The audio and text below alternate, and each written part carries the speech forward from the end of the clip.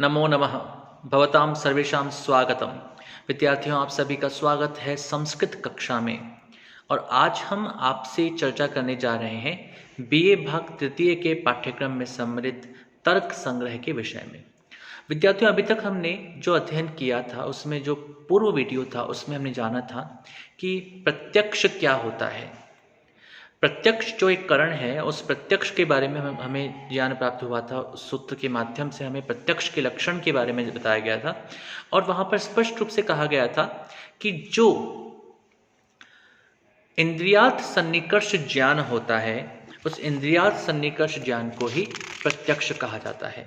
अर्थात इंद्रिय, जो हमारे अंदर इंद्रियां हैं, पंच ज्ञानेंद्रिय और एक मन, और दूसरा है अर्थ, अर्थात इस समस्त सृष्टि में विद्यमान जो भी तत्व हैं, जो भी वस्तुएं हैं, जो भी प्रकृति से संबंधित विविध तत्व हैं, उन तत्वों के मध्य में जो एक सन्निकर्ष होता है, आपस का जुड़ाव होता है, आपस का संयोग होता है, और जिसके कारण से उनके अंदर जो निहित ज्ञान है वह ज्ञान हमें प्राप्त होता है, उसी को प्रत्यक्ष कहा जाता है।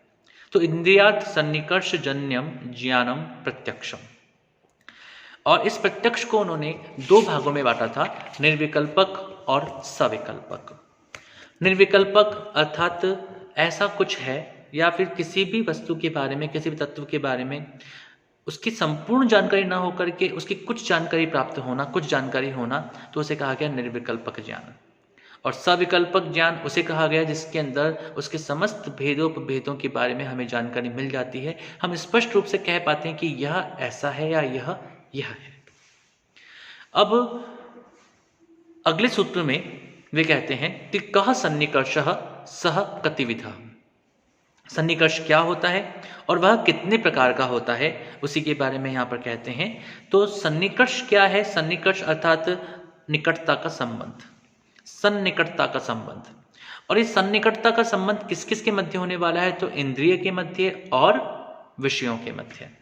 अब इंद्रिय और विषयों के मध्य जो सन्निकर्ष है या फिर निकटता का संबंध है, यह निकटता का संबंध जो है यह क्या होता है, इसका लक्षण और उसके भेद के बारे में यहाँ पर कहते हैं कि प्रत्यक्ष ज्ञान हेतु इंद्रियार्थ सन्निकर्षः षड्विधः। प्रत्यक्ष ज्ञान का जो हेतु होता है अर्थात इंद्रिय और पदार्थों का जो सन्निकर्ष होता है वह 6 प्रकार का होता है। ये 6 प्रकार का सन्निकर्ष कौन कौन सा होता है? तो उसके लिए कहते हैं संयोगः, संयुक्त समवायः, संयुक्त समवेत समवायः, समवायः, समवेत समवायः और विशेषण विशेष्य भावश्च। तो पहला है संयोग, दूसरा है संयुक्त समवाय, तीसरा है संयुक्त समवेत समवाय, चौथा है समवाय, पांचवा है समवेत समवाय और छठा होता है विशेषण विशेष्य भाव। तो इस प्रकार से हम देखते हैं कि यहाँ पर 6 प्रकार के सन्निकर्ष की चर्चा की गई है।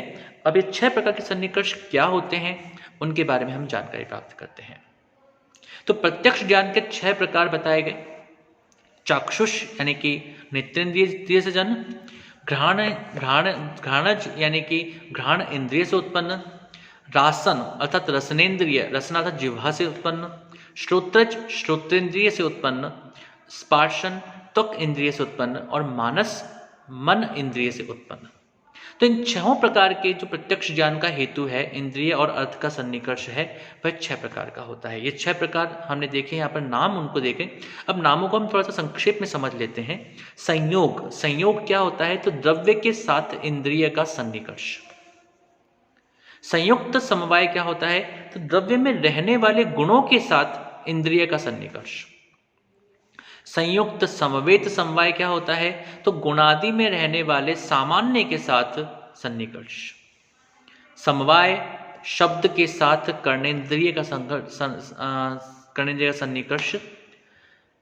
समवेत समवाय शब्द में रहने वाले शब्दत्व का सन्निकर्ष। और विशेषण विशेष्य भाव समवाय एवं अभाव पदार्थ का ग्राहक सन्निकर्ष। ये एक ऐसा पक्ष है, ऐसा तत्व, ऐसा बिंदु है जिस बिंदु को हमें बहुत स्पष्टता के साथ में समझने का प्रयास करना चाहिए और उसको बहुत अच्छे तरीके से, बहुत स्पष्टता के साथ में श्री अन्नम भट्ट ने इस तर्क संग्रह में प्रदर्शित किया है। अब हम देखते हैं कि सबसे पहले घटादि प्रत्यक्षे कह सन्निकर्षः। तो घट के प्रत्यक्ष में सन्निकर्ष कौन सा होता है? तो वो कहते हैं चक्षुषा घट प्रत्यक्ष जनने संयोगः सन्निकर्षः। तो नेत्र से घट पदार्थ के ज्ञान में जो सन्निकर्ष है उसे संयोग संबंध कहते हैं। एक तरफ हमारे पास इंद्रिय है नेत्र और दूसरी तरफ पदार्थ है एक घट या घड़ा। और जब हम घट को देखते हैं तो घट का सीधे नेत्र इंद्रिय के द्वारा सन्निकर्ष होता है। इसी को संयोग संबंध कहा गया है, इसी को संयोग सन्निकर्ष कहा गया है। नेत्रेंद्रिय व घट पदार्थ दोनों द्रव्य हैं। इन दोनों के मध्य जो आपस में संयोग होता है उस संयोग को ही संयोग संबंध कहा जाता है, संयोग सन्निकर्ष कहा जाता है। इसके बाद में आता है कि संयुक्त समवाय। तो संयुक्त समवाय सन्निकर्ष क्या होता है उसके बारे में सूत्रकार कहते हैं घट रूप प्रत्यक्ष जनने संयुक्त समवायः सन्निकर्षः चक्षुः संयुक्ते घट रूपस्य समवायात्।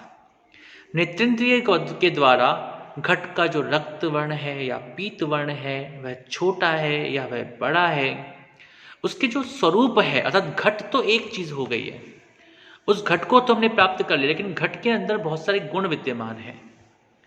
तो उसके जो गुण हैं उन गुणों का जब हमारे इंद्रिय के द्वारा सन्निकर्ष होता है,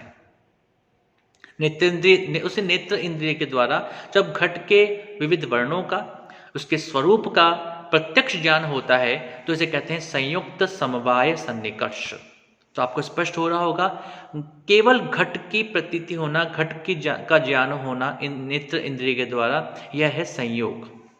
और जब हमें उस घट के विविध रूपों का, विविध गुणों का ज्ञान होता है, प्रत्यक्ष ज्ञान होता है, तो वह होता है संयुक्त समवाय। इसके पश्चात बात करते हैं, आगे कहते हैं वो कि संयुक्त समवेत समवाय क्या होता है। तो इसके लिए कहा गया है रूपत्व सामान्य प्रत्यक्षे संयुक्त समवेत समवायः सन्निकर्षः चक्षुः संयुक्ते घटे रूपम समवेतम तत्र रूपत्वस्य समवायात्। रूपत्व सामान्य प्रत्यक्षे, नेत्र से घटपटादि के रूप में रहने वाली रूपत्व सामान्य, रूपत्व जाति के प्रत्यक्ष में संयुक्त समवेत समवाय सन्निकर्ष होता है। क्योंकि चक्षु इंद्रिय से संयुक्त घट में रूप गुण समवाय संबंध से रहता है और रूपत्व जाति समवाय संबंध में रहती है।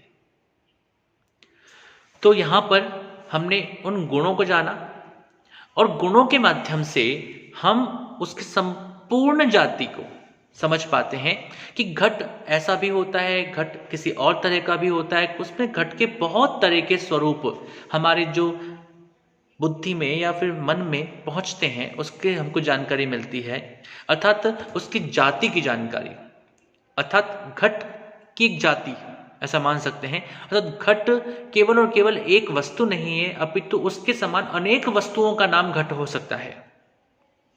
तो केवल हम जब एक घट को देखते हैं तो ये तो हुआ संयोग संबंध। जब हम घट के गुणों को भी देखते हैं, समझते हैं, जानते हैं, तो यह होता है संयुक्त समवाय संबंध। और जब हम उस घट के द्वारा, उसके गुणों के द्वारा घट जैसे अन्य पदार्थों को भी समझते हैं, उनका भी प्रत्यक्ष ज्ञान हमको होता है, तो यह होता है संयुक्त समवेत समवाय। जैसे कि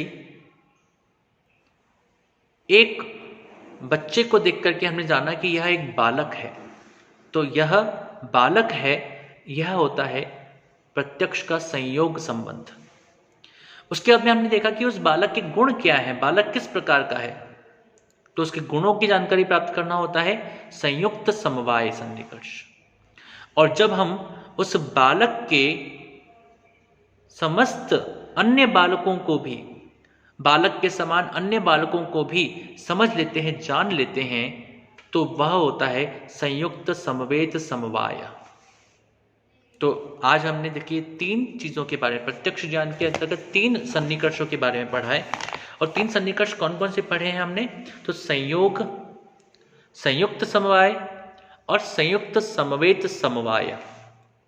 शायद मेरे ख्याल से आपको स्पष्टता के साथ में जानकारी मिल चुकी होगी कि इन तीनों में क्या भेद होता है। आप इसके कुछ और उदाहरणों को भी तलाशें और उदाहरणों को भी समझने का प्रयास करें, जिससे कि आपको इस सन्निकर्ष में जो अलग अलग भेद हैं उन भेदों की स्थिति स्पष्ट होती चली जाए। आज हम इतना ही अध्ययन करते हैं। अगली बार हम लोग जो आगे आने वाले 3 और सन्निकर्ष हैं प्रत्यक्ष से संबंधित, उनके बारे में अध्ययन करेंगे। आप सभी का बहुत बहुत धन्यवाद। नमो नमः। शुभम भवतु। पुनर्मिलामः।